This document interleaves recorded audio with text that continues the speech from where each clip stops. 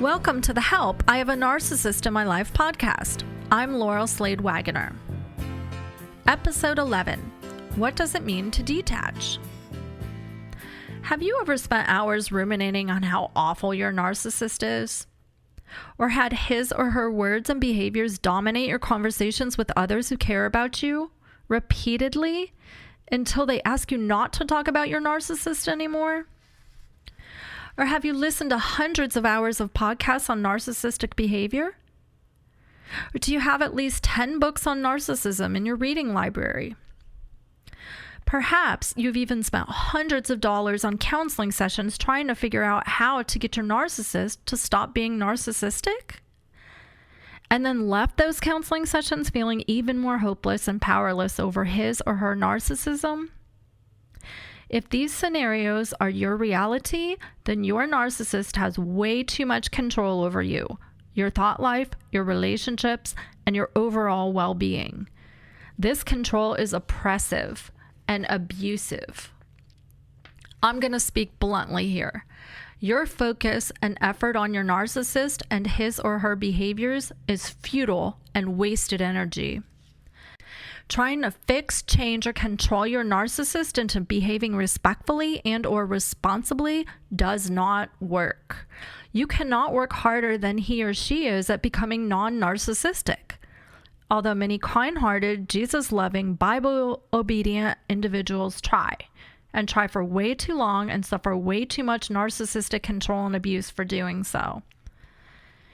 There's an old joke in my counseling profession that says, Narcissistic Personality Disorder, the only disorder wherein everyone else in the family is in counseling, except for the narcissist. Your goal cannot be changing your narcissist. That goal will render you sick in heart, sick in spirit, and oftentimes sick in physical health. The great news is you are the one allowing this to happen, which means that you have the power to stop allowing it to happen. How? You learn how to detach.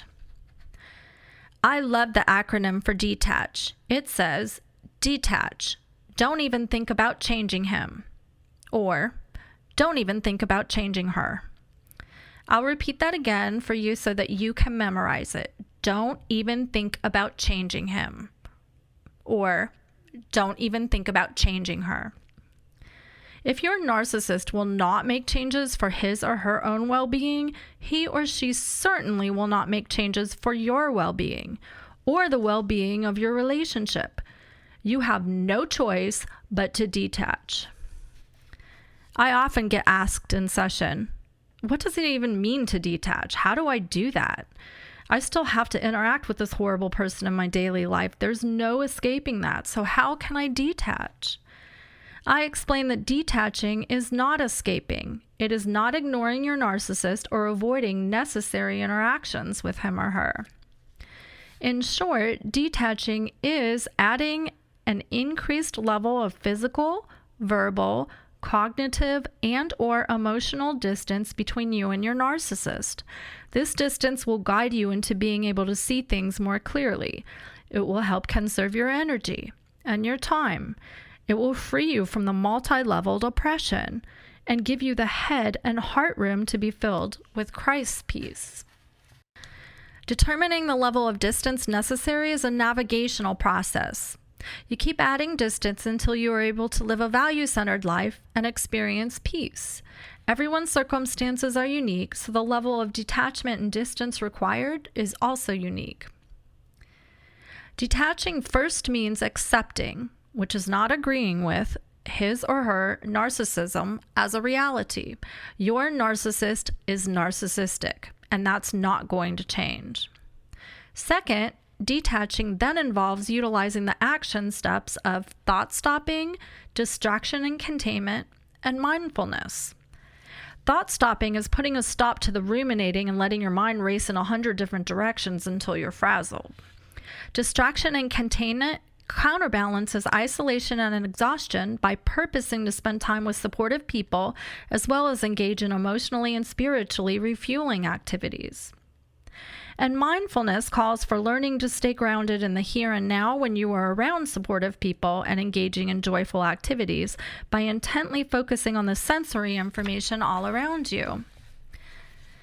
My life necessitates consistent use of these detachment skills. As I've stated, I have a narcissistic ex-husband to co-parent our college students with, as well as a narcissistic mother.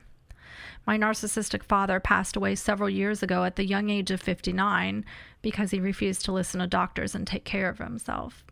I understand narcissism. I would be smothered daily by their narcissism if I allowed it. To me, I view detachment skills as protective anti-contamination skills.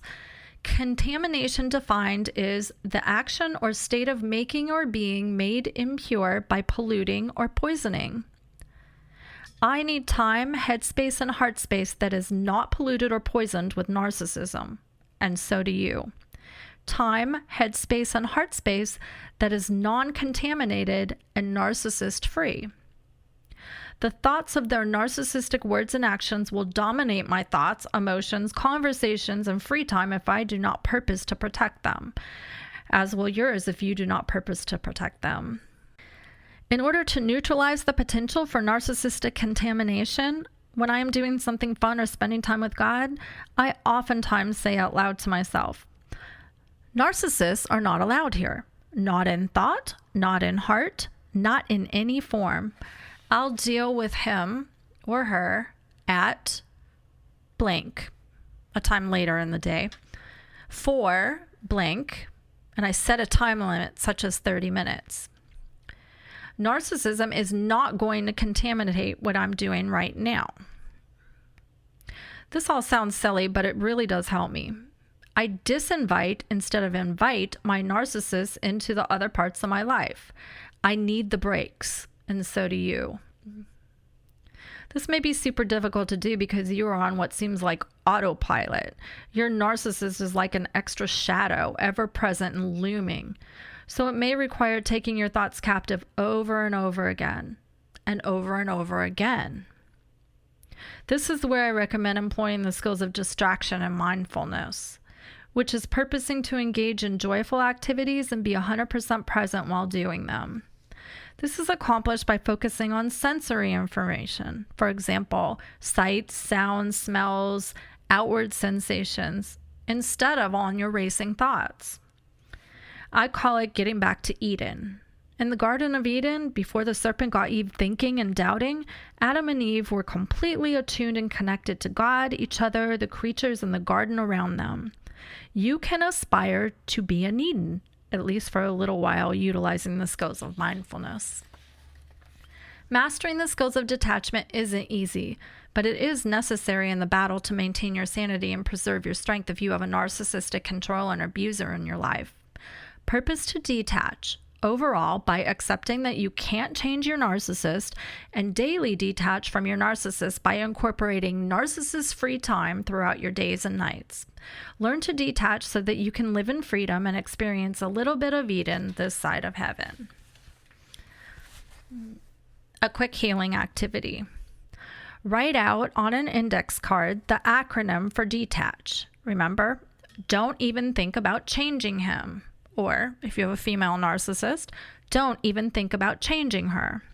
Place it somewhere so that you can refer to it often and stop yourself from ruminating or letting your narcissist dominate other areas of your life. Some power scriptures to keep in mind.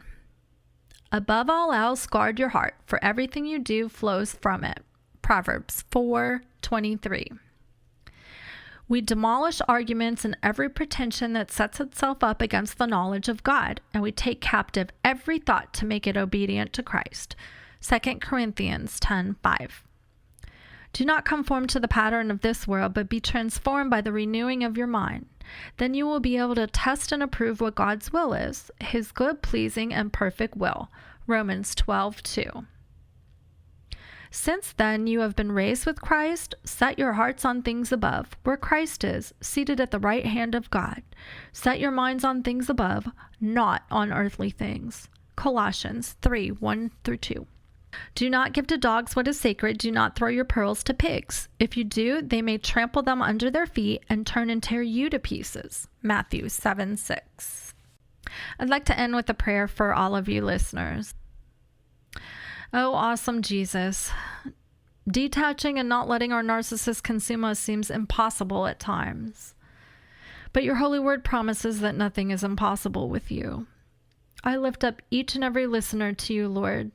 I ask that you strengthen them, that you help them to separate themselves from the narcissistic controllers or abusers in their lives in whatever way they need to in order to have freedom and experience your peace. Help them to detach. Help them to experience your unfailing love.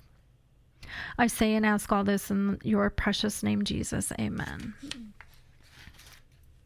Make sure to subscribe to this podcast and leave a quick rating and review on Apple Podcasts. You can email me directly at lslade4@verizon.net. That's LSLADE, the number 4@verizon.net, with your questions or topics that you would like addressed in the upcoming podcast. As I've stated in the introductory podcast, this podcast series is for you listeners, and I want to address the issues that you need addressed. I will incorporate your questions, as well as information from my book, Don't Let Their Crazy Make You Crazy, into the upcoming podcasts. If you have any questions about me, my services, or would like more information on my book, Don't Let Their Crazy Make You Crazy, How to Stay Sane and Strong When the Narcissist in Your Life is Trying to Control or Abuse You, please visit my website, slade-wagonercounselingservices.com. You can purchase the book in either paperback or ebook format from the website. Again, the website is slade-wagonercounselingservices.com. God bless.